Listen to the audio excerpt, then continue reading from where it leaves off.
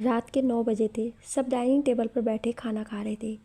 अमृता का दिल भोजन में नहीं था। जल्दी से खाना ख़त्म हो और वो अपने कमरे में एकांत में जाकर ओजस से फ़ोन पर बात करना चाहती थी। उस दिन छोटी बहन भूमि का मम्मी की रसोई संगवाने में मदद करने का दिन था, इसलिए उसे कमरे में एकांत के 15-20 मिनट मिल जाएंगे। नहीं तो भूमि कान लगाकर रखती है। एक ही कमरे में रहने की यही सबसे बड़ी दिक्कत थी। वैसे भी भूमि बहुत तेज थी इन मामलों में। कहने को अमृता से 5 साल छोटी है। 3 BHK का फ्लैट है। एक कमरे में बड़ा भाई रजत और अमृता से छोटा मोहक रहते हैं। एक में पापा मम्मी और एक में अमृता भूमि के साथ शेयर करती है। उसके पिता जगदीश ने कहा, अम्मू बेटा चावल की प्लेट पकड़ाना, और अमृता ने पापड़ की प्लेट पकड़ा दी। बस इस छोटे से गुनाह के कारण वो सबके ध्यान का केंद्र बन गई। उसकी माता जी सिखा बोली, अम्मू ध्यान किधर है? मोहक टेढ़ी मुस्कान के साथ बोला, अम्मू दी का ध्यान अभी किताबों के अलावा और किधर होता है? अमृता को अपने आप पर गुस्सा आ रहा था। क्यों नहीं आंखें खोलकर पहले ठीक से देख लेती है और चावल की प्लेट ही पकड़ाती। अब वो बीच में आधा खाना खाकर उठ भी नहीं सकती। सबका ध्यान उस पर था। मोहक ने उसकी दुखती रग पर हाथ रख दिया था। इस घर में उसकी सबसे बड़ी परेशानी उसका अध्ययन की तरफ रुझान था। बाकी सब सदस्यों का अक्षरों से बस उतना वास्ता था जितना बहुत आवश्यक हो।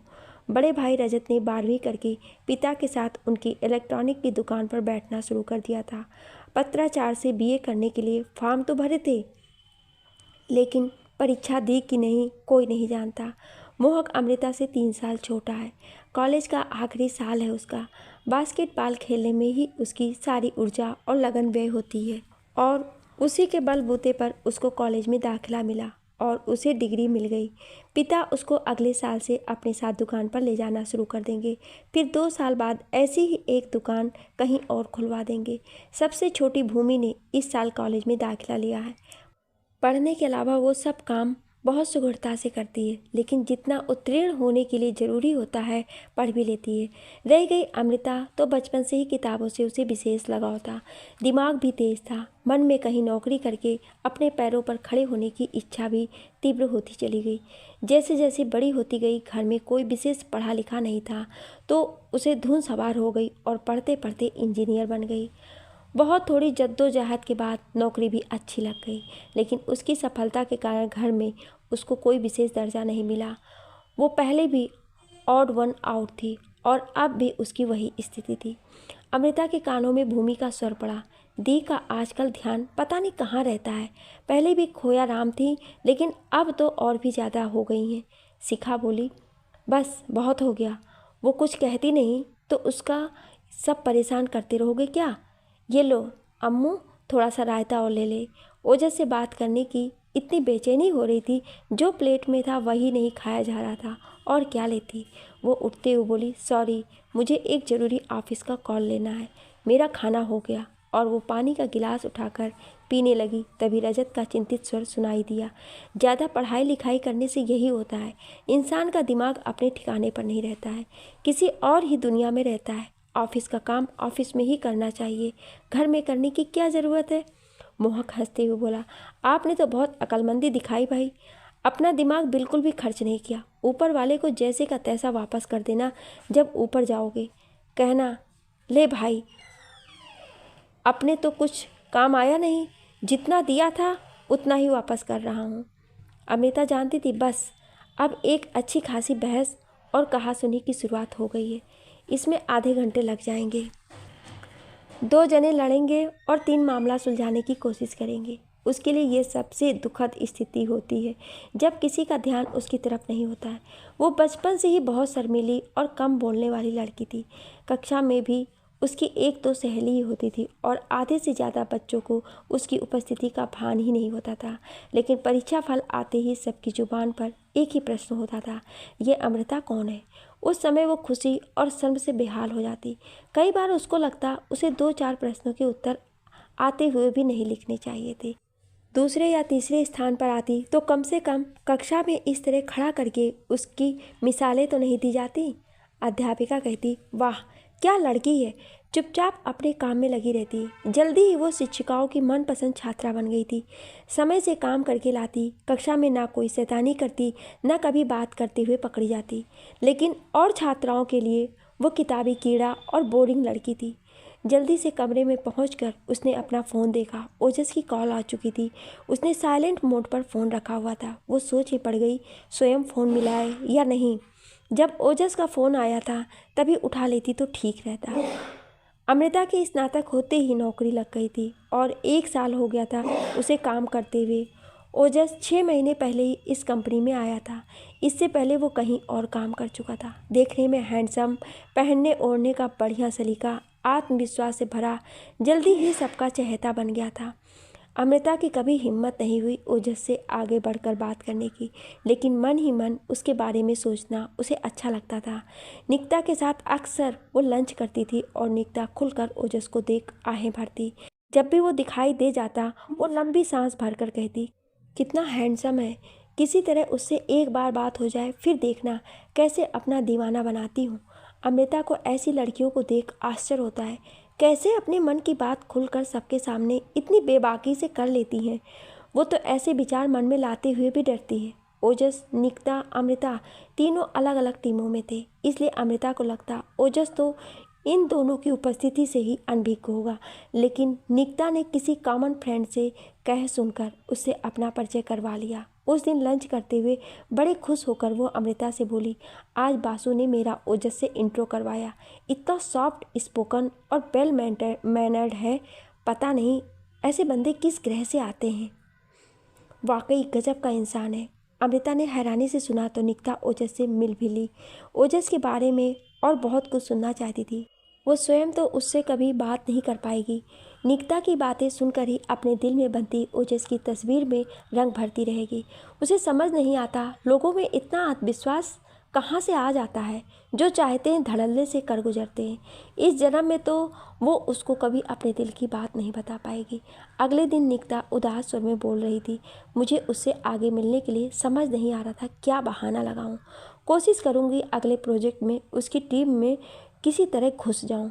अमृता को लगा उसे तो ओजस को दूर से देखकर और निकिता की बातें सुनकर ही संतुष्ट होना पड़ेगा। अमृता तो कोई इस तरह का तिकड़म करने की सोच ही नहीं सकती थी। निकिता ने ओजस से मिलने का रास्ता खोज निकाला या उसकी झोली में आ गिरा और उसने लपक लिया। उसकी टीम का इंजीनियर कुछ स्वास्थ्य संबंधी परेशानी के कारण 1 हफ्ते से नहीं आ पा रहा था और उनके प्रोजेक्ट में टेक्निकल इशू आ रहे थे। वैसे निकिता चाहती तो अमृता का नाम टीम लीडर को रिकमेंड करके परेशानी का हल निकाल सकती थी, लेकिन उसने ओजस का नाम लिया। टीम लीडर निकिता की चपलता और सुंदरता के कारण उसकी बात टालने में विश्वास नहीं रखता था। तुरंत कागजी कार्रवाई की गई और ओजस के लीडर और कंपनी के मैनेजर को आग्रह हेतु पत्र लिखे गए। निकिता ने लंच ब्रेक में चहकते हुए अमृता को ये खुशखबरी सुनाई, जानती है ओजस हमें रोज़ थोड़ी देर के लिए असिस्ट करेगा। सच्ची में तो खुशी के मारे पागल हो रही हूँ। आज जल्दी ऑफिस से निकलकर मैं पार्लर जाऊंगी, फेशियल कराऊंगी। सोच रही हूँ कि कोई अच्छा सा हेयर कट करवा लूँ। और तुझे क्या लगता है, मुझे बाल कलर करवाने चाहिए कि नहीं? हल्का सा ब्राउन टचअप कैसा रहेगा? इससे पहले अमृता कुछ कहती वो खुद ही बोल पड़ी, लो मैं भी किससे पूछ रही हूँ। आज तक जिसने ब्यूटी पार्लर तक नहीं देखा। यार तो इतनी बोरिंग कैसे हो सकती है? ना तुझे कपड़ों की सूत रहती है, ना मेकअप का तुझे कुछ आइडिया है। ऐसा सुनकर अमृता का दिल बहुत आहत हो जाता और अक्सर उसे ऐसा सुनने को मिल ही जाता था। वो जल्दी से खाना किसी तरह घटक कर अपनी सीट पर जाकर बैठ गई। सीट पर बैठकर वो सहज महसूस करती। वहाँ केवल उसका काम बोलता था। उसकी पोशाक और मेकअप से यहाँ किसी को कोई वास्ता नहीं था। कई बार अमृता को लगता था उसे अपने पहनावे पर भी थोड़ा ध्यान देना चाहिए, लेकिन उसकी ऐसी कोई खास पसंद थी नहीं। जो शिखा और भूमि उसके लिए पसंद करके ले आते वो पहन लेती। अधिकतर तो वो जीन्स और टी शर्ट पहनकर खुश थी, जिसमें वो सहज महसूस करती। कभी वो बाजार जाती सबके साथ खरीदारी करने, तो उसे समझ नहीं आता सब सोचने और पसंद करने में इतना समय क्यों बर्बाद करते हैं। जो दुकानदार ने सामने रखा उसमें से ही कुछ ले क्यों नहीं लेते। उसकी बौखलाहट और परेशानी देख अगली बार पारिवारिक खरीदारी में उसे शामिल नहीं किया जाता। एक बार शिखा को किसी समारोह में पहनने के लिए साड़ी चाहिए थी। अमृता ने पेशकश की चलने की, लेकिन शिखा बोली, रहने दे बेटा, तुझे पढ़ना होगा। भूमि आने वाली है, उसके साथ चली जाऊंगी। वो समझ गई थी उसकी पसंद पर मम्मी को भरोसा नहीं है। पहली बार उसे लगा अगर वो भी निकिता की तरह थोड़ी स्टाइलिश कपड़े पहनकर आती तो शायद ओजस का ध्यान उस पर जाता, लेकिन ओजस का ध्यान उस पर चला भी जाता तो वह उससे क्या बात करती। एक तरफ से तो अच्छा ही है, वो उसके बारे में कुछ जानता ही नहीं है।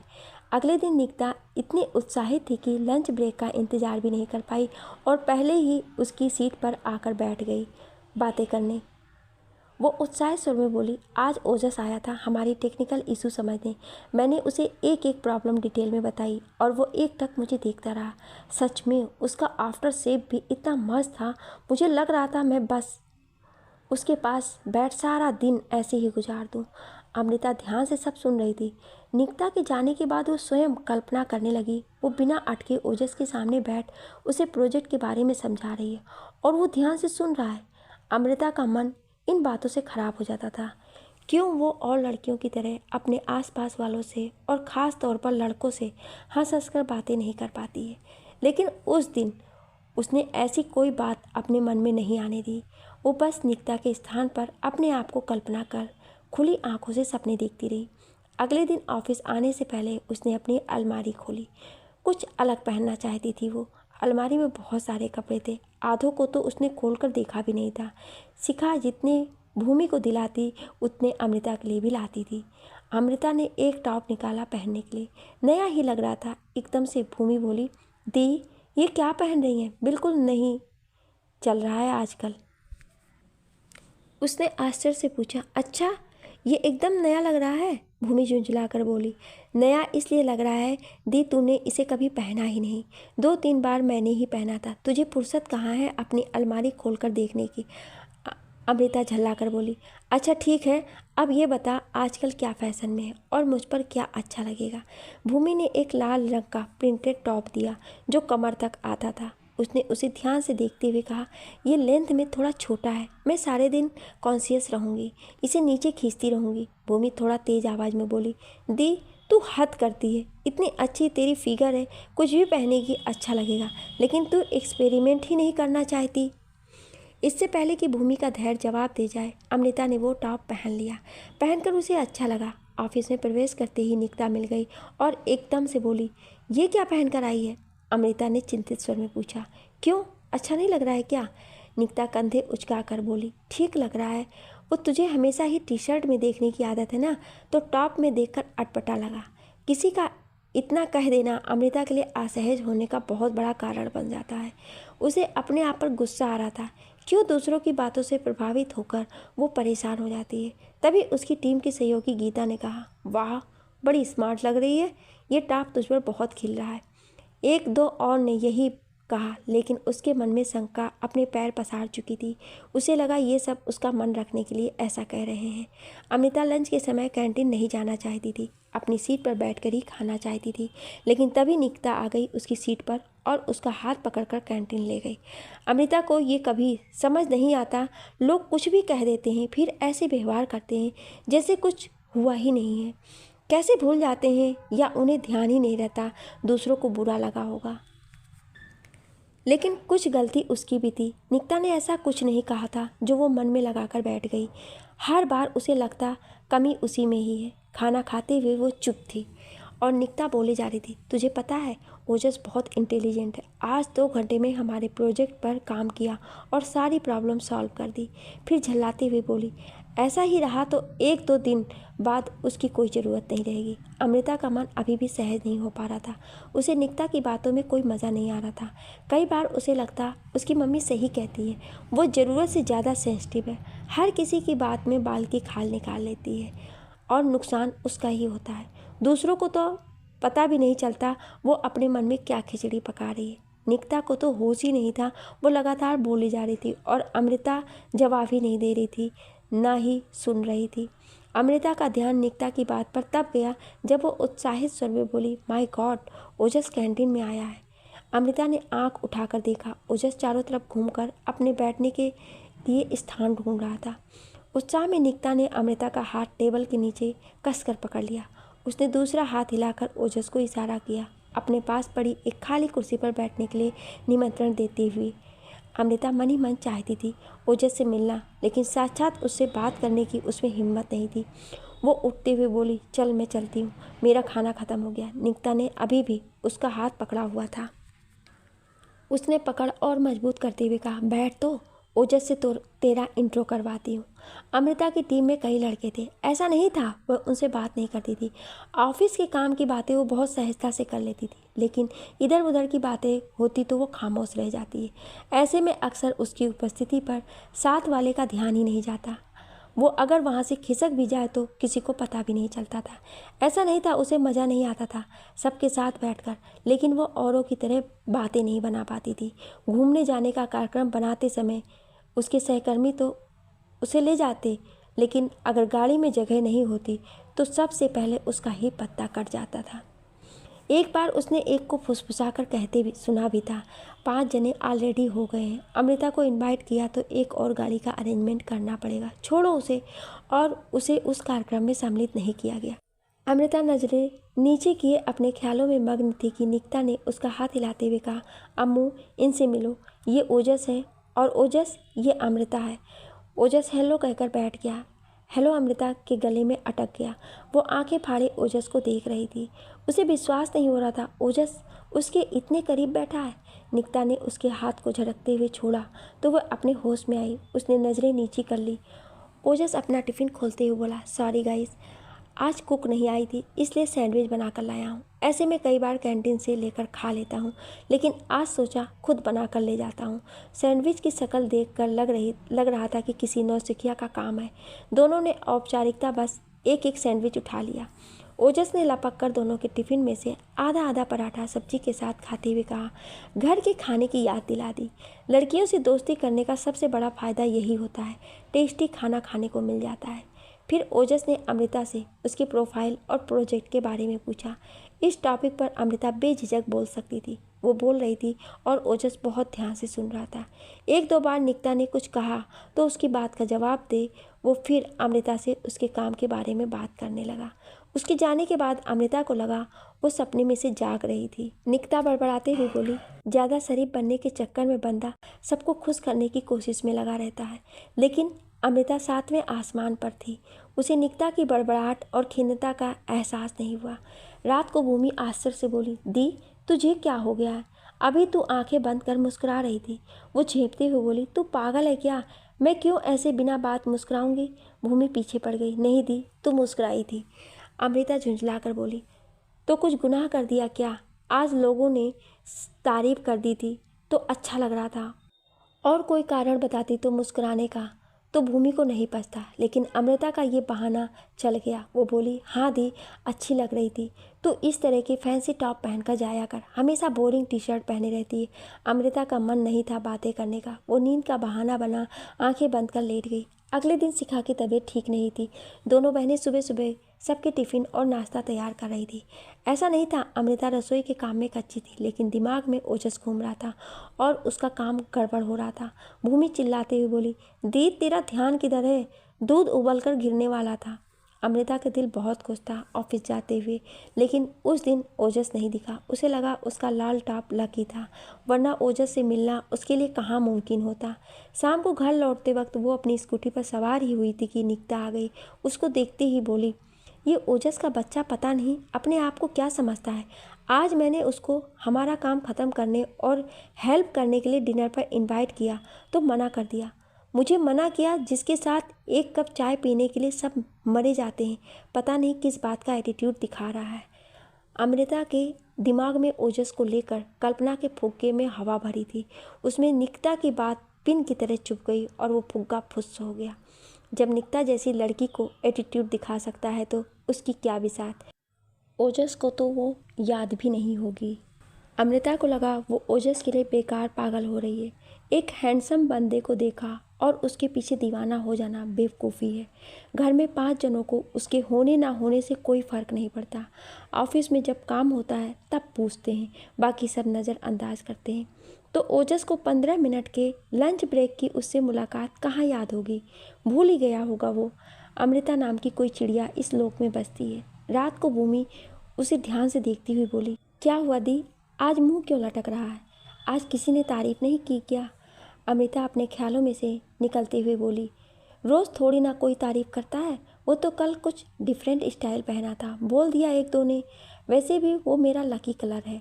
हाँ, लकी कलर तो था, तभी तो ओजस से मुलाकात हुई थी। वो हमेशा अपने आप को भीड़ में खोया हुआ महसूस करती थी। बस एक दादाजी के साथ उसे अच्छा लगता था। उन्हें प्रभावित करने के लिए उसे बातें नहीं बनानी पड़ती थी, दिमाग पर जोर नहीं डालना पड़ता था। अगर उनके पास आधे घंटे चुपचाप भी बैठी रहती तो वो बुरा नहीं मानते और उसको देखते ही समझ जाते उसके मन में कुछ दुविधा है। इस समय दादाजी पास होते तो वो पास बैठ जाती और वो थोड़ी देर बाद कहती, उंगलियों पर रहम कर अम्मू, टूट जाएंगी, फिर मेरे सिर में तेल कैसे लगाएगी? बता क्या बात है? लेकिन ओजस की बात उनसे भी कैसे कहती? दादाजी से तो अगले महीने ही मुलाकात हो पाएगी, जब चाचा जी उन्हें लेकर आएंगे मिलवाने। उसकी समझ नहीं आता अपने मन की बात करे भी तो किससे। भूमि और अमृता में उम्र का फासला तो था ही, सोच का भी था। उसकी कभी समझ नहीं आता कहीं जाने से पहले भूमि कपड़ों को लेकर इतना क्यों परेशान होती है। कई बार तो एक हफ्ते पहले से ही तैयारी शुरू हो जाती थी। अमृता तो जाने से एक घंटा पहले अलमारी से कोई भी ज़रूरत के हिसाब से पोशाक निकालती और पहन कर चल देती। अगर किसी शादी या पूजा के कार्यक्रम में सम्मिलित होना होता था तो कोई पारंपरिक पोशाक, वरना जीन्स और टी शर्ट जिंदाबाद। भूमि को तो पार्लर भी जाना होता है, मैचिंग के झुमके और चप्पल भी चाहिए होती है। उसने एक दो बार मुंह बनाकर कहा भी, क्या कपड़ों को लेकर इतनी मारामारी करती है? तो वो तुनक कर बोली थी, तुझे नहीं पता थी तेरी अलमारी अपडेट रखने के लिए मैं और मम्मी कितनी मगजमारी करते हैं। तू कभी शॉपिंग जाए तो तुझे पता चले। तू तो ज़रूरत के हिसाब से कपड़ा निकाल कर पहन लेती है। अगर ओकेज़न के हिसाब से कपड़े ना हो तो कितनी शर्मिंदगी उठानी पड़ सकती है। तुझे अभी पता नहीं है, भूमि के पास वैसे भी समय नहीं होता बात करने का। उसके लगातार फ़ोन बजते रहते हैं। उसकी इतनी सहेलियाँ थी, उसे टीवी के सारे कार्यक्रम देखने होते, मूवी हॉल में जाकर देखती और ख़रीदारी का तो ज़बरदस्त बोझ था उस पर। घर के सब सदस्यों की खरीदारी में मदद करना उसकी जिम्मेदारी थी। तभी अमृता के स्कूल की पुरानी सहेली अर्पणा का फ़ोन आ गया। काफ़ी देर उससे बात करके अच्छा लगा उसे। अब महसूस होने लगा था उसकी ज़िंदगी सचमुच बहुत बोरिंग और बोझिल हो गई है। एक दिशा में भागते भागते वो बहुत कुछ अनुभव करने से वंचित रह गई है। अपने तीनों भाई बहनों की पढ़ाई के प्रति लापरवाही देखकर उसके मन में ये भाव आता था, तीनों समय और ज़िंदगी बर्बाद कर रहे हैं, पढ़ते क्यों नहीं? लेकिन जब वो दोनों छोटों को टोकती तो दोनों कहते, दी तू रहने दे, हमारी अम्मा मत बन। तू तो सारे दिन किताबों में घुस जाती है, चाहती है सारी दुनिया भी ऐसी हो जाए। किताबें वन वे ट्रैफिक होती हैं, किताबें बस स्वयं बोलती हैं, सुनती नहीं है।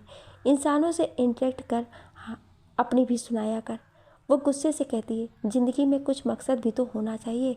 मोहक कहता, दी अपनी ये बड़ी बड़ी बातें अपने पास रख, हमें ज़िंदगी जीनी है। ऐसे में माँ बात झगड़े में ना बदल जाए, बीच बचाव करती। वो कहती, अम्मू बेटा तुझे पढ़ना अच्छा लगता है तो तू खूब पढ़। तेरे पापा तो कहते हैं अम्मू जितना पढ़ना चाहेगी हम उसे पढ़ाएंगे। बाकी इन तीनों का मन पढ़ने में ज़्यादा नहीं है तो जो ये करना चाहते हैं करने दे। मैं और तेरे पापा तो बस यही चाहते हैं तुम चारों बच्चे खुश रहो, ज़िंदगी में जो करना चाहते हो करो। कई बार अमृता को लगता इतना पढ़कर इतनी अच्छी नौकरी मिल गई, क्या वो खुश है? शायद वो संतुलन ना बना पाई, सबसे कटकर बस अपने मकसद पर केंद्रित रही और अब अकेलेपन और नीरसता के घेरे में घिर गई है। कई बार उसे लगता वो भी भूमि की तरह फ़ोन पर लंबी बातें करे, बेसिर पैर की, जिनसे कुछ हासिल नहीं होने वाला, बिना ग्लानि महसूस करे सारा दिन घूमती रहे। इन्हीं बातों में डुबकी उतरती वो पलंग पर लेट गई।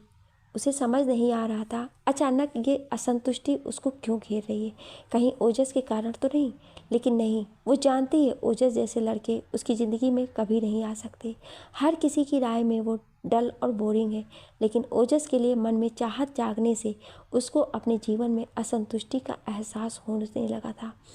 उसने अपने मन को शांत किया, बेकार की बातें क्यों दिमाग में आने दी जाए। सुबह उठकर अमृता को वही रात वाला बोझिल एहसास फिर महसूस होने लगा।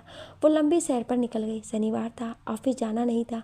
वो आराम से बैठी अखबार पढ़ रही थी कि निकिता का फ़ोन आया। कुछ देर इधर उधर की बातें कर वो सीधे मुद्दे पर आ गई। बड़ी बनावटी आवाज़ में बोली, मेरे सूत्रों से मुझे पता चला है कि कंपनी को अब तक का सबसे बड़ा प्रोजेक्ट मिला है। बहुत ज़बरदस्त है। वो ऑफिस की राजनीति में सक्रिय रहती थी, उसे अंदर बाहर की सब बातें पता रहती थी। वह आगे बोली, एमडी ने उसे प्रोजेक्ट का टीम लीडर ओजस को बनाया है और उसे अपने मेंबर्स चुनने की पूरी आज़ादी दी है।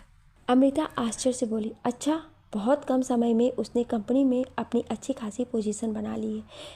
निकिता बोली, असल में जिस तरह का ये प्रोजेक्ट है, ओजस पहले ऐसे ही प्रोजेक्ट पर काम कर चुका है। उसको कंपनी में लिया ही इस कारण से था, उसकी प्रोजेक्ट को हैंडल करने की क्षमता के कारण। अमृता ने ठंडी सांस लेते हुए कहा, ठीक है, हमें क्या लेना। उसे इस समय ओजस के बारे में कुछ भी सुनने का बिल्कुल मन नहीं था। कल की उसकी परेशानी और दिमाग की उथल पुथल का कारण वो ओजस को ही मान रही थी। उसकी अच्छी खासी जिंदगी चल रही थी, अचानक मन में असंतोष उसके कारण ही पैदा हुआ। उसने निर्णय लिया था वो उसके बारे में ना सोचेगी, ना उसकी कोई बात सुनेगी। निकिता उत्साहित स्वर में बोली, तुझे कुछ नहीं लेना होगा, लेकिन मैं बहुत एक्साइटेड हूँ। वो मुझे अपनी टीम में पक्का लेगा। हमारा ये प्रोजेक्ट पूरा भी होने वाला है। वो मुझसे इम्प्रेस भी बहुत था। सोच, उस प्रोजेक्ट में उसके साथ काम करने में उसके कितने करीब आ जाऊंगी, मेरा कैरियर भी कितना आगे बढ़ जाएगा। अमृता बोली, हाँ ये तो सही बात है, तेरे दोनों तरफ से मज़े आ जाएंगे। चल मैं रखती हूँ, मम्मी बुला रही है। ऐसा नहीं था उसे निकिता से जलन हो रही थी, लेकिन मन भारी हो रहा था।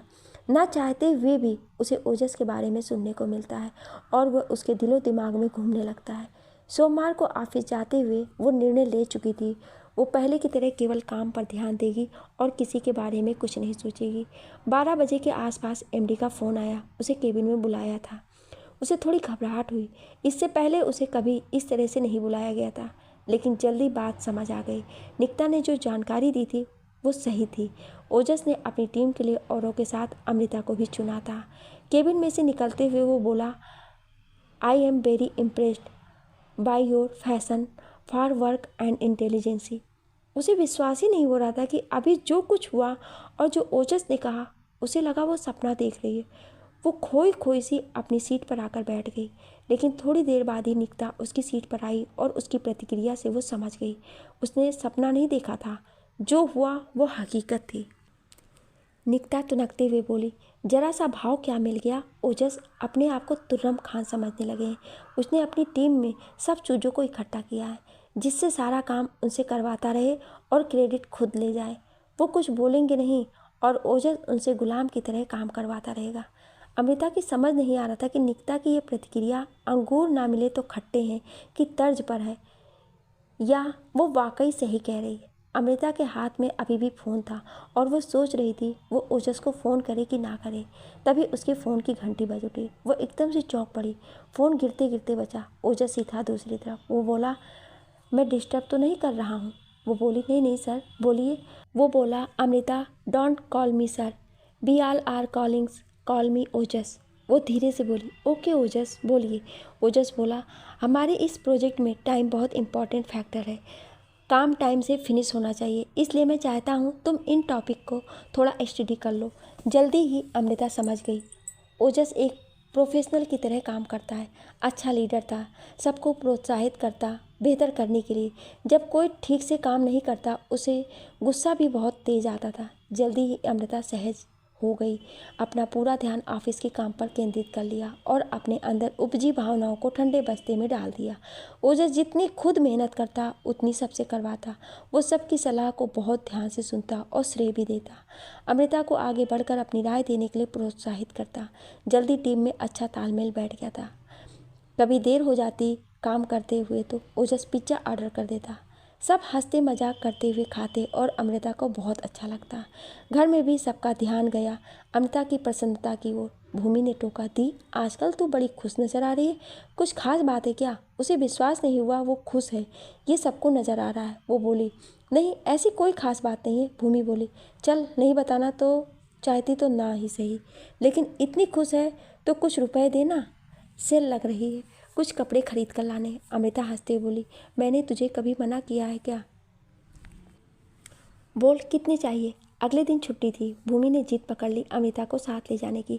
वो बोली, पहले तेरे पास बहाना होता था, पढ़ना है, अब तो छुट्टी वाले दिन तो फ्री होती है, फिर चलती क्यों नहीं? अमृता भूमि के साथ मॉल चली गई। भूमि ने अपने लिए कपड़े छांटे, अमृता भी अपने लिए देखने लगी। उसने 3 टी-शर्ट पसंद कर ली अपने लिए, लेकिन भूमि ने पीछे पड़कर उसको 1-2 स्कर्ट भी पसंद कर ज़बरदस्ती दिलवाई। अमृता ने पहनकर देखी तो अच्छी लग रही थी। लौटते वक्त भूमि नहीं मानी और पार्लर में अपने बाल कटवाने चली गई। उसने पीछे पड़ अमृता के भी अलग स्टाइल में बाल कटवाए। अगले दिन ऑफिस जाते हुए अमृता ने नया टॉप पहना। ऑफिस में घुसते ही निकिता मिल गई। उसे देखते ही बोली, ये क्या हो गया तुझे? बड़े रंग बिरंगे कपड़े पहन कर आने लगी ऑफिस में। तुझे क्या लगता है इन लटकों झटकों से ओजस पट जाएगा? बेकार है ऐसा सोचना। वो आदमी बस तरक्की का भूखा है। उसे प्रमोशन चाहिए और जैसे ही कोई दूसरी नौकरी मिलेगी इससे ज़्यादा तनख्वाह वाली देखना, कैसे ये कंपनी छोड़ भागेगा। अमृता निकिता को देखती रह गई। शायद सही कह रही है, लेकिन अमृता में इतना बदलाव आ गया था कि अब वो हमेशा की तरह मुंह लटकाकर अपनी सीट पर जाकर नहीं बैठती और सारा दिन दूसरे की कही बात का मनन करती रहे। उसने कहा, मेरा इरादा किसी को पटाने का नहीं है। कल मॉल गई थी, सेल में कुछ कपड़े पसंद आ गए तो खरीद लिए और आज पहनकर आ गई। निकिता बोली, फिर ठीक है, मैंने सोचा कि कल को कहीं तुम्हारा दिल ना टूट जाए। अमृता बोली, थैंक्स मेरे लिए इतना सोचने के लिए, लेकिन तुम मेरे लिए परेशान मत हो, मैं अपना ध्यान खुद रख सकती हूँ। निकिता का मुंह खुला रह गया। इस चूहिया के मुंह में जबान किसने डाल दी? अमृता को बड़ा हल्का महसूस हो रहा था। कभी कभी सामने वाले को जवाब देकर अच्छा लगता है। वो शांत मन से अपने काम में लग गई। हमेशा तो जवाब ना देने के कारण उसके मन में उथल पुथल मच जाती थी। लंच ब्रेक के बाद वो ओजस से कुछ मशवरा करने गई। बात ख़त्म करके वो जाने लगी तो ओजस बोला, बहुत अच्छी लग रही हो, this hair style suits you. उसे नहीं मालूम वो अपनी सीट तक कैसे पहुंची। वो जानती थी ओजस की आदत है लोगों की तारीफ में 1-2 वाक्य बोल देने की, लेकिन उसे आदत कहाँ इस तरह की तारीफ को पचाने की। पता नहीं प्रशंसा का असर था या अमृता को वहम हो रहा था, लेकिन उसे लगता ओजस की नज़रें उसके चेहरे पर कभी कभी अटक जाती हैं। वे इस तरह के विचार पीछे धकेल कर अपने काम पर अधिक केंद्रित हो जाती। वह दोनों तरफ एक साथ ध्यान नहीं दे सकती थी और काम में जरा सी लापरवाही होगी तो ओजस का गुस्सा वो कई बार देख चुकी थी। वो इतनी भावुक है कि अगर उसने उस पर गुस्सा कर दिया तो उसके लिए फिर उसके साथ काम करना बहुत मुश्किल हो जाएगा और वो किसी भी हालत में ये प्रोजेक्ट बीच में नहीं छोड़ना चाहती थी। प्रोजेक्ट ख़त्म होने की खुशी में ओजस ने सबको डिनर पर चलने के लिए कहा। सबके साथ जाने में भला अमृता को क्या दिक्कत हो सकती थी। वो भी सहर्ष तैयार हो गई। उस दिन उसने स्कर्ट टॉप पहना और भूमि से हल्का सा मेकअप भी करवाया। वो जब रेस्टोरेंट पहुंची तो ओजस दरवाजे पर ही उसका इंतज़ार कर रहा था। उसने उसके साथ अंदर जाते हुए पूछा, और लोग आ गए क्या? वो चुपचाप 2 की टेबल के एक तरफ बैठते हुए बोला, और कोई नहीं आने वाला, बस हम दोनों ही हैं। अमृता ने आश्चर्य से पूछा, लेकिन आपने सबको इनवाइट किया था।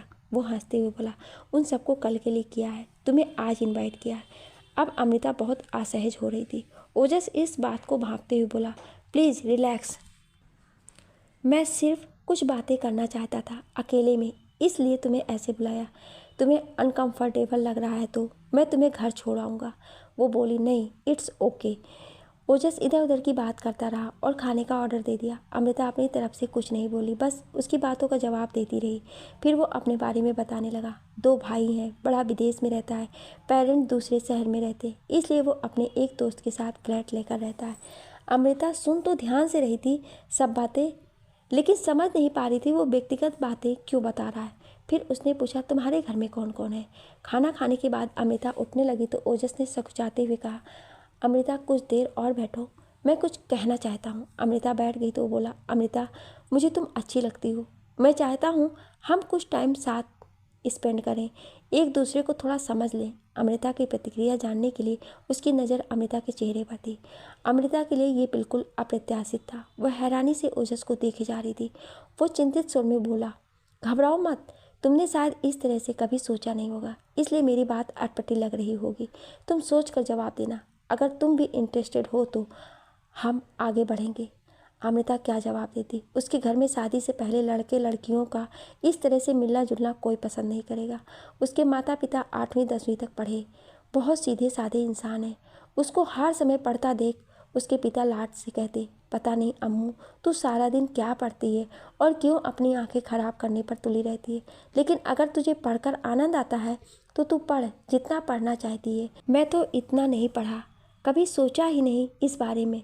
अब तो मेरे बस 2 ही मकसद हैं, अपने परिवार के पैसा कमाना और अपने बच्चों को खुश रखना। इसलिए तुम सबका जो मन आए करो, बस गलत काम नहीं होना चाहिए। समाज की दृष्टि से चारों बच्चों ने अपने माता पिता के विश्वास और प्रेम की हमेशा लाज रखी, कोई गलत काम में नहीं पड़ा। आजकल लड़के लड़कियां स्वच्छंदता से घूमते हैं, लेकिन वो जानती है उसके माता पिता की नज़रों में ये ठीक नहीं है। उसने ओजस की तरफ सकुचा कर देखते हुए कहा, आपके साथ काम करते करते मुझे भी आप अच्छे लगने लगे हैं, लेकिन जैसा आप चाहते हैं घूमना फिरना वो पॉसिबल नहीं है। मेरे पेरेंट्स इस बात को पसंद नहीं करेंगे और मैं उनकी इच्छा के अगेंस्ट कुछ नहीं कर सकती।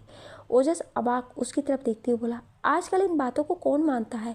वैसे भी दिल्ली जैसे बड़े शहर में मुझे तुम्हारा काम के प्रति डेडिकेशन और सिंसियरिटी अच्छी लगी, लेकिन हम एक दूसरे की बेसिक नेचर नहीं जानते।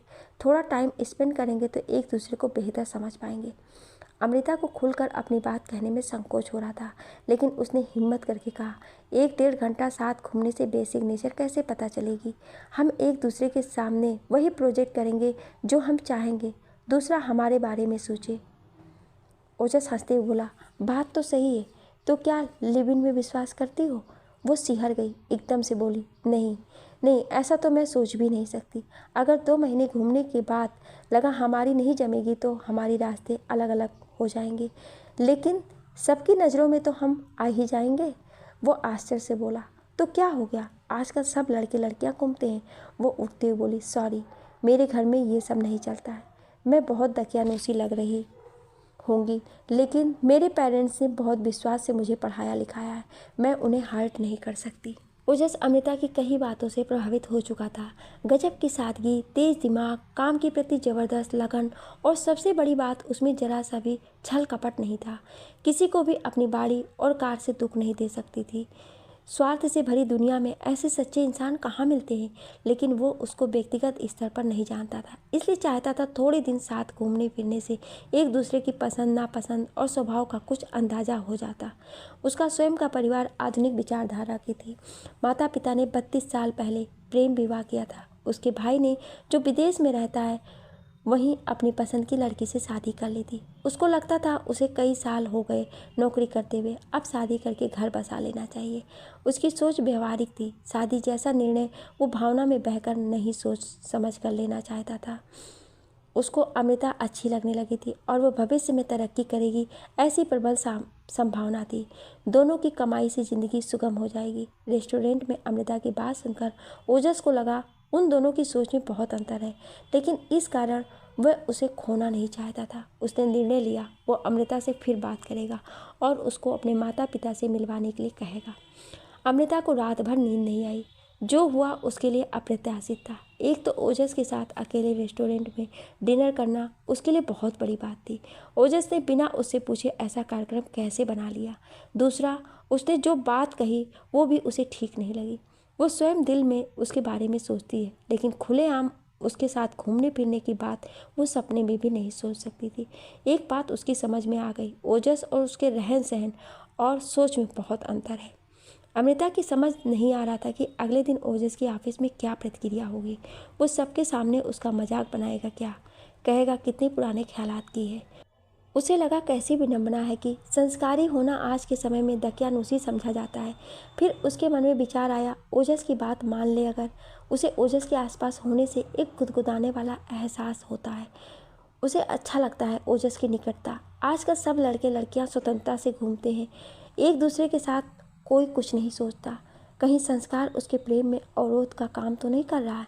ओजस उसकी ज़िंदगी में आने से पहले ही निकल ना जाए। उसके दिमाग में बहुत उथल पुथल थी, लेकिन फिर उसने निर्णय ले लिया कुछ हफ्तों के साथ के आगे वो 23-24 साल के माँ बाप के साथ और उनके संस्कारों को नहीं छोड़ सकती। अगले दिन अमृता स्थिर मन से ऑफिस गई। लंच तक ओजस कहीं नज़र नहीं आया।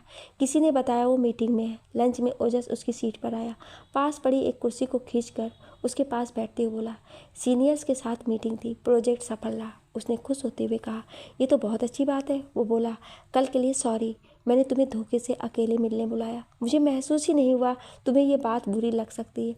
I am really sorry. वो बोली, कोई बात नहीं, रात गई बात गई। वो बोला, ओके, तुमने मुझे माफ़ कर दिया तो मैं तुम्हारे पेरेंट्स से मिलना चाहता हूँ। अमृता को अपने कानों पर विश्वास नहीं हुआ। ओजस उसे शादी करना चाहता है और उसके पेरेंट्स से मिलना चाहता है। वो आवाज़ पर नियंत्रण रखते हुए बोली, आपने अपने पेरेंट्स से बात कर ली है क्या? वो हंसते हुए बोला, पहले तुम्हारे पेरेंट्स तो पसंद कर लें मुझे, उनकी तरफ से फाइनल हो जाएगा तो मैं अपने पेरेंट्स को इन्फॉर्म कर दूंगा मैं तुमसे शादी करने वाला हूँ। अमृता के लिए ये बात बड़ी आश्चर्यचकित करने वाली थी। रिश्ते की बात ओजस के माता पिता नहीं, वो स्वयं करेगा। वो बोली, ठीक है, मैं अपने पापा से बात करके आपको बताती हूँ। कहने को उसने कह दिया, लेकिन अपने पिता को उसके बारे में कैसे बताएगी? ठीक है, परिवार में सब एक दूसरे को बहुत प्यार करते हैं, लेकिन शादी की बातें अपने बड़ों से कौन खुलेआम करता है? उसके लिए ये बहुत तनाव का विषय था। ओजस 2-4 मिनट इधर उधर की बात कर चला गया, लेकिन चिंता का टोकरा अमृता के सिर पर रख गया। रात खाने की टेबल पर फिर अमृता ने सलाद की प्लेट मांगने पर पापड़ की प्लेट पकड़ा दी। भूमि फुसफुसाकर बोली, क्या हुआ दी, दिमाग में क्या खिचड़ी पक रही है? जब से आई हो बड़े अजीब तरीके से बिहेव कर रही हो। वो परेशान सी बोली, कुछ नहीं, बस ऐसे ही। लेकिन उसे लग रहा था 1-2 दिन में पापा से बात तो करनी पड़ेगी, पर संकोच बहुत हो रहा था। खाने के बाद वो शिखा के साथ रसोई संगवा रही थी तो शिखा चिंतित स्वर में बोली, क्या बात है बेटा, इतने दिनों से तो बड़ी खुश थी, आज इतनी परेशान क्यों है? अमृता को लगा उसके चेहरे पर साफ लिखा होता है वो कैसा महसूस कर रही। वो धीरे से बोली, मैं जिनके साथ इस प्रोजेक्ट पर काम कर रही थी उन्होंने आज कहा है वो पापा और आपसे मिलना चाहते हैं। शिखा आश्चर्य से बोली, क्यों मिलना चाहते हैं? कुछ गलती हो गई है तुमसे? अमृता झिझकते हुए बोली, वह शादी की बात करना चाहते हैं। शिखा परेशान से बोली, देख अम्मू, तुझे पढ़ाया लिखाया इसलिए नहीं कि तू अपने आप शादी के लिए लड़का ढूंढती फिरे। हमारे यहाँ बच्चे अपनी मर्जी से शादी नहीं करते, बड़े अपनी जात बिरादरी में ढूंढकर रिश्ता पक्का करते हैं। सुषमा ताई कल ही बता रही थी एक रिश्ता, लड़का 15वीं तक पढ़ा है, बस परीक्षा नहीं दी, अपना ज़बरदस्त कारोबार है, बहुत बड़ी फैमिली है। तेरे पिता तो पक्का कर देते, लेकिन बस उनकी एक शर्त है, लड़की शादी के बाद नौकरी नहीं करेगी, इसलिए तेरे पापा एक बार तुझसे पूछना चाहते हैं। सुनकर अमृता सिहर गई। शादी के बाद नौकरी ना करने की क्या शर्त हुई? उसका तो दम ही घुट जाएगा। वो घबराए स्वर में बोली, एक बार उनसे मिल तो लो। शिखा ने रसोई से बाहर निकलते हुए एक आपातकालीन बैठक बुलाई। चाहती तो वो अपने पति से अकेले में इस विषय पर बात कर लेती, लेकिन वो ड्राइंग रूम में बैठे टीवी देख रहे थे और तीनों बच्चे अंदर बाहर हो रहे थे। शिखा चिंतित स्वर में अपने पति से बोली, सुनिए, अम्मू क्या कह रही है? कोई लड़का इसके ऑफिस का हमसे मिलना चाहता है शादी के लिए। जगदीश का दिमाग टीवी में था। वो अपनी धुन में बोला, अरे हमसे क्यों मिलना चाहता है? हमने कोई शादी वादी करवाने का ठेका लिया है? जिससे करना है कर ले। तीनों बच्चों के कान खड़े हो गए। शिखा ने झुंझलाकर पति की बाह पर हाथ मारा। वो चौंकते हुए बोला, अरे क्या कह रही हो? शिखा ने टीवी बंद करते हुए कहा, कोई लड़का अम्मू के ऑफिस का उससे शादी करना चाहता है, इसलिए हमसे मिलना चाहता है। जगदीश का मुंह खुला का खुला रह गया। आजकल सुनने में तो बहुत आता है, लड़के लड़कियां अपनी मर्जी से शादी करने लगे हैं, लेकिन ये समस्या उसका द्वार खटखटाने लगेगी, ये उसने सपने में भी नहीं सोचा था कभी। इससे पहले कि वो कुछ प्रतिक्रिया देता, रजत बोल पड़ा, यही होता है लड़कियों को ज़्यादा पढ़ाने में। शादी तो अपनी मर्जी से करना चाहती हैं। वो स्वयं शादी करने को उत्सुक था। 2-3 रिश्ते आए भी थे, लेकिन माता पिता कोई खास दिलचस्पी नहीं दिखा रहे थे। पिता कुछ संभलते हुए बोले, ऐसे कैसे एकदम से शादी की बात करने आ रहा है? ये काम तो माँ बाप को करना चाहिए। अमृता बोली, उनके पेरेंट्स विदेश गए हुए हैं, बड़े भाई के पास। अगर आपने रिश्ते के लिए हाँ कर दी तो वो उन्हें शादी के लिए बुलवा लेंगे। जगदीश को लगा मामला कुछ ज़्यादा ही फुर्ती से आगे बढ़ रहा है। वो परेशान सा बोला, बेटा ऐसे कैसे एकदम से हम हाँ कह देंगे? जात बिरादरी, लेन देन, लड़का क्या कमाता है, खाता पीता तो नहीं है, सब देखना पड़ता है। भूमि बोली, दी के साथ काम करते हैं, वो तो दी को पता ही होगा कितना कमाते हैं, कितना पढ़े लिखे हैं, कैसी आदतें हैं। जगदीश को लगा बात तो सही है, फिर क्या पूछना चाहिए, बहुत जिम्मेदारी का काम है। उसने अपनी जान छुड़ाते हुए कहा, परसों हम बड़ों से बाबूजी और छोटे को ले आएंगे, फिर तुम उस लड़के को बुला लेना, सबके सामने बैठकर बातचीत हो जाएगी। जगदीश के लिए यह बड़ा पेचीदा मामला था। उसके दोस्त ने एक बार बताया था, आजकल के बच्चे किसी को भी लाकर माँ बाप के सामने खड़ा कर देते हैं, ये लो अब हमें तो इससे शादी करनी है। जात बिरादरी से कोई मतलब नहीं है, अगर माँ बाप मना कर दे तो खुद कोर्ट में जाकर शादी कर लेते हैं। कमाने वाले तो होते हैं, माँ बाप की कोई ज़रूरत ही नहीं होती है। जगदीश ने तो इसलिए एकदम से मना नहीं किया और बाबूजी और भाई के सामने बात करने से ये होगा, कल को कोई ऊंच नीच हो गई तो दोनों ये कहते हुए छाती पर नहीं चढ़ेंगे कि लड़का देखते समय आँख फूट गई थी क्या। इस बीच लड़की से खोद खोद कर पूछते रहे जो वो लड़के के बारे में जानती थी। ओजस के बारे में अमृता कुछ खास नहीं जानती थी। लड़की की बिरादरी पर सबसे पहले सुई अटक गई। लड़का कायस्थ और वह बनिया। जगदीश के लिए अमृता हमेशा अलग किस्म की लड़की रही। इस कारण अमृता अलग किस्म की परेशानी खड़ी करती रही। अमृता को लग रहा था पिता की दुकान सोमवार को बंद रही थी, इसलिए उन्होंने बड़े मज़े से कह दिया परसों चाचा और बाबा को ले आएंगे। ओजस भला सोमवार को कैसे आएगा। दूसरा, उसके धर्म को लेकर सबने बखेड़ा खड़ा करना है। फिर भी उसने फ़ोन पर ओजस को बता दिया सोमवार को बुलाया है उसको। सोमवार को ओजस अमृता के साथ ऑफिस से थोड़ा जल्दी निकल गया। बाकायदा इंटरव्यू लेने के लिए 3 जने उसके सामने बैठे थे। अमृता के चाचा ने पूछा, बेटा क्या करते हो। जगदीश बीच में कूद पड़ा, बताए तो थे अमृता के साथ काम करते हैं। चाचा ने फिर कोशिश की लड़के का मुंह खुलवाने की, तुम्हारे माता पिता काहे नहीं आए। जगदीश फिर बोल पड़ा, बताए तो थे विदेश गए हैं। चाचा जी झल्ला कर बोले, अरे सब जानते हो तो हमें काहे बुलाए। अरे लड़का देखने आए हैं, कुछ तो पूछेंगे ही। कल को पता चला गूंगा है, हकलाता है, तब क्या करेंगे। अब छोटे भाई को फिर क्या टोकते कि अमृता उससे कई बार बात कर चुकी है, इसलिए ये दोस्त तो हो ही नहीं सकता। आखिर बाबा जी ने कमान संभाली, अरे देखना दिखाना और पूछना पाछना क्या, पढ़े लिखे बच्चे हैं, समझदार हैं। जब उन्होंने एक दूसरे को पसंद कर लिया है तो बात पक्की समझो। बेटा अपने माता पिता को बुला लो, अच्छा मुहूर्त देख शादी कर देंगे। शादी के साए चल रहे थे। उस महीने में 3-4 मुहूर्त निकल रहे थे, लेकिन उसके बाद 5 महीने के लिए बात टल सकती है। अमिता के चाचा ने कहा, इन सायों में ही कोई अच्छा मुहूर्त देख शादी कर लो। 5 महीने तक लड़का लड़की घूमते फिरेंगे, सही नहीं रहेगा। एक जगह काम करते हैं, नज़र भी ना रख सकोगे और ज़्यादा टोकोगे तो वो भी बुरा लगेगा। कोई ऊंच नीच हो इसके पहले शादी कर दो। एक बार शादी हो जाए फिर घूमे फिरे नाचे गाएं, हमें तो निश्चिंता रहेगी। सर्वसम्मति से ये प्रस्ताव पारित हो गया और ओजस को सूचित कर दिया गया 30 दिन बाद का मुहूर्त निकला है, वो अपने माता पिता को बुला ले। ओजस की समझ नहीं आ रहा था इतनी जल्दबाजी की क्या आवश्यकता है। सबकी बात हो गई है, किसी को कोई आपत्ति नहीं है, रिश्ता पक्का मान लिया है, फिर 6 महीने बाद शादी करने में क्या दिक्कत है। उसके भाई भाभी ने तो 2 साल बाद शादी की थी। उसने अमृता से भी ये बात कही, लेकिन वो परेशान स्वर में बोली, वे सब शादी के लिए मान गए, यही बहुत बड़ी बात है। शादी की डेट पोस्टपोन करने को कहोगे तो शादी ही ना कैंसिल कर दें।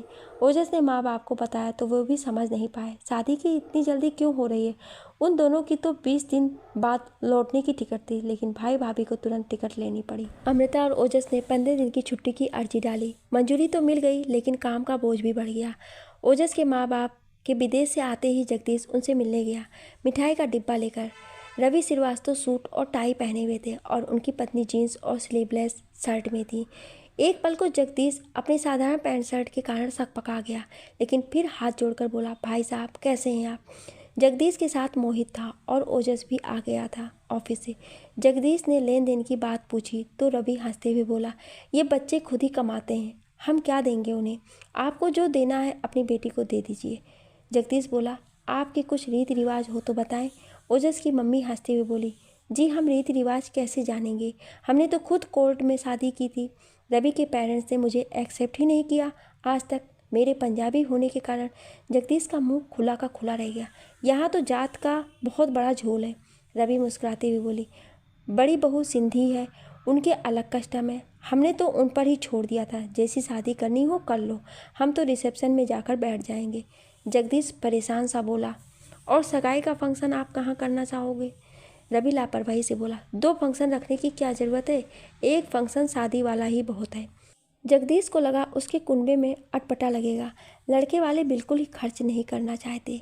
तभी रवि बोला, शादी के फंक्शन का ही आधा आधा बांट लेंगे। तब जगदीश को लगा ऐसा नहीं खर्चा करना चाहते हैं, बस रीति रिवाज में ज़्यादा विश्वास नहीं करते। ज़्यादा पढ़े लिखे लोगों को की यही परेशानी है, ना रीति रिवाज जानते ना जात पात मानते।